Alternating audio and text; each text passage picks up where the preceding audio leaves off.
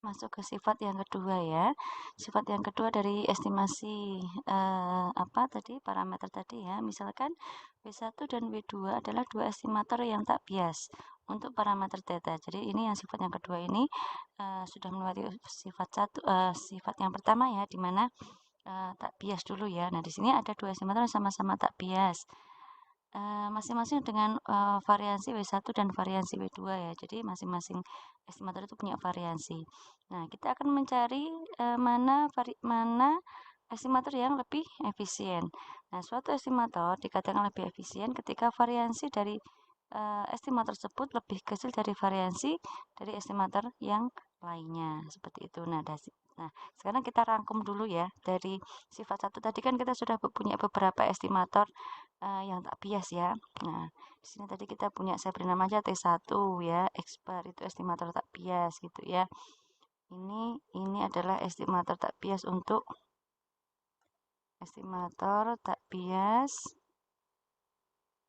untuk mu ya. Untuk mu ada T1 sama dengan X bar. Kemudian ada T2 sama dengan X1, 2, X3 tambah 5X7 ya. Kemudian ini dibagi 4. Ya, kemudian tadi kita ada lagi mencari estimator untuk distribusi binomial ya, dan kita mendapati apa? Estimator tak bias untuk P ya. Kita dapati kita beri nama misalnya T4 katakanlah ya, X bar per N. Kemudian T5 yang terakhir tadi ya, yang untuk kalian latihan membuktikan bahwa itu tak biasa dia. Ada 2X1 dikurangi X3 dikurangi 5X6 ya. Nah, di sini kita sudah punya 4 estimator yang tak bias. Nah, sekarang kita akan melihat mana estimator yang lebih efisien. Kita akan bandingkan yang ini dulu ya. Ya. Kita bandingkan dulu. Di sini selidiki gitu ya, selidiki mana estimator yang lebih efisien ya. Jadi syarat suatu estimator lebih efisien adalah apa? Ketika kita cari variansinya dulu ya. Kita cari variansinya, kemudian nanti variansinya kita bandingkan. Yang pertama kita cari dulu variansi dari T1 ya. Maka ini adalah var X gitu ya. Atau var X bar itu sigma XI per N ya. Rata-rata di mana I-nya 1 sampai N. Kemudian di sini lagi ya, ini sebenarnya tadi di awal pembahasan sudah ada ya, tapi tidak apa-apa. Ini berarti 1/n kuadrat gitu ya. Ini var sigma xi nya 1 sampai n. Ini 1/n kuadrat sigma var xi gitu ya. Ini 1 sampai n 1/n kuadrat, karena ini adalah konstanta, maka n var xi tadi adalah ya, karena di sini adalah untuk mu ya. Var xi nya adalah ini sigma kuadrat ya, sehingga ini menjadi sigma kuadrat per n ya. Ini untuk var T1. Sekarang kita cari yang var T2. Var T2 yaitu bawahnya saja ya.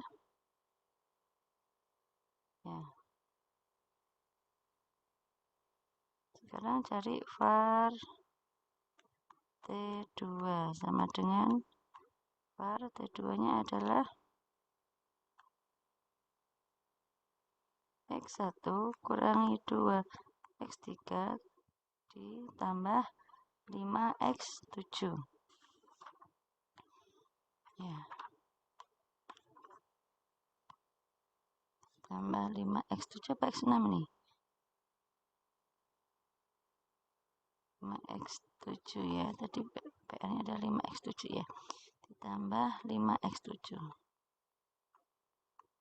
Dibagi 4 gitu ya. Dibagi 4. Kemudian di sini akan kita jabarkan ya, maka di sini konstantannya keluar ya, sifat variansi 1 kali 4 kuadrat ya. Ya. Di sini adalah var. Saya hapus dulu, ini saya pindah ke depan. Ini adalah 1/16 langsung ya. Var x 1 2. Oh, ini sudah nggak ada per, sorry. Sudah nggak ada per, saya hapus saja. Ini adalah x1 2 x3 ditambah 5x7. Nah, kemudian 1/16 ini var x1 dikurangi sifat variansi ya, duanya keluar tapi dikuadratkan gitu ya. Var x3 ditambah 25 var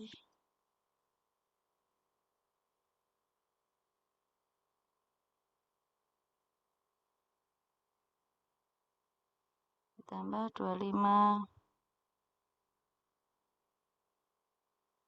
var 7 x7. Ini dalam kondisi ini ya, masih kurung ya. Nah, 16 diketahui kalau var x ini adalah sigma kuadrat. Dari mana Bu tahunya? Nah, tadi kan ini kan untuk yang mu ya. Tadi mu itu sudah diketahui bahwa nah tadi mu ya. Ada syaratnya gitu bahwa kalau ini adalah contohnya EX-nya itu adalah mu dan variansinya itu adalah sigma kuadrat ya. Kalau yang binomial tadi, ini kan distribusinya sembarang ya. Kalau distribusinya binomial berarti varnya minnya n kali p, variansinya npq ya. Kalau ini sembarang, maka var x1-nya itu adalah variansi ya. Sehingga ini adalah variansi ya, dikurangi 4 variansi ditambah 25 variansi. Nah, sehingga sini adalah 1/16 22 variansi sigma kuadrat maksud saya ya. Nah, sekarang kita bandingkan ya. Kita bandingkan var T1 dengan var T2. Var T1 dengan var T2. Ini var T1-nya adalah sigma kuadrat per n. Var T2-nya adalah 22/16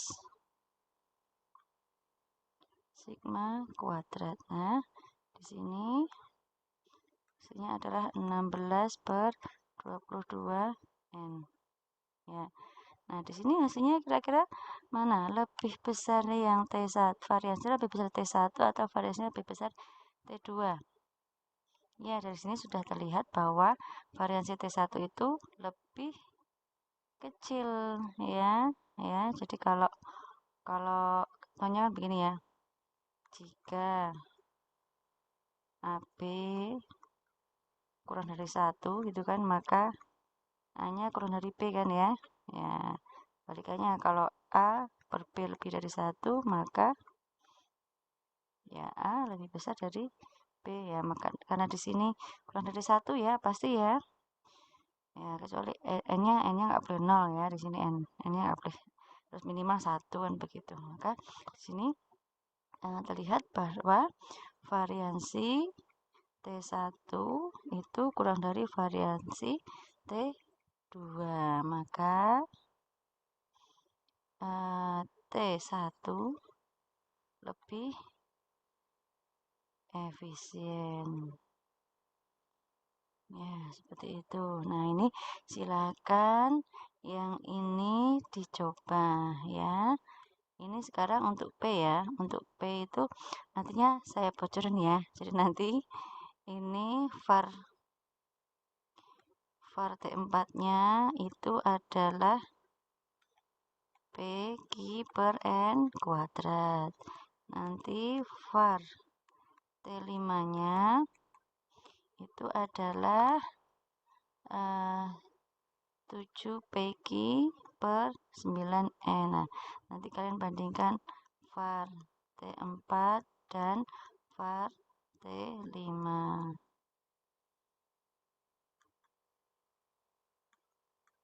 ya. Mana yang lebih efisien?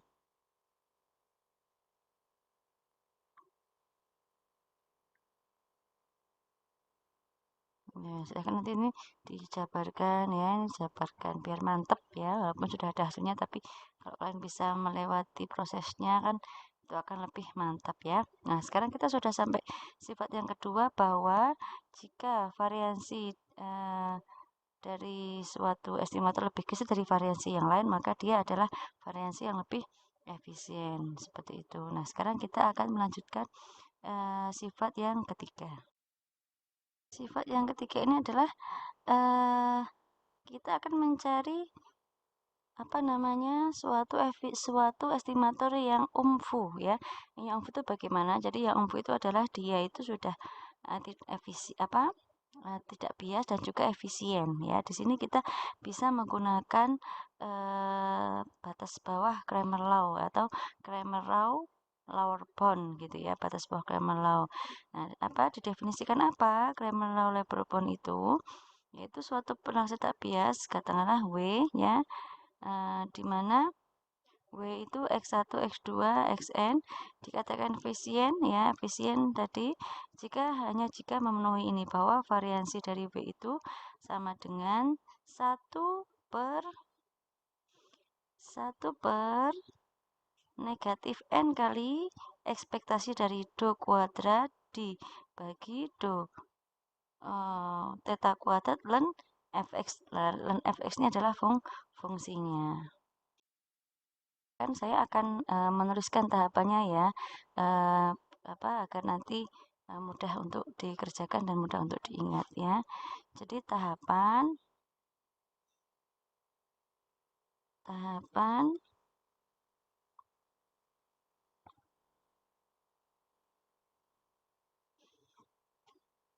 mencari umbu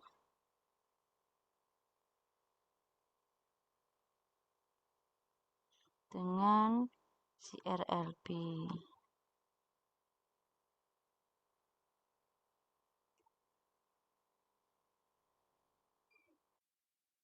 Yang pertama adalah menentukan variansi dari estimator ya. Menentukan variansi dari estimatornya.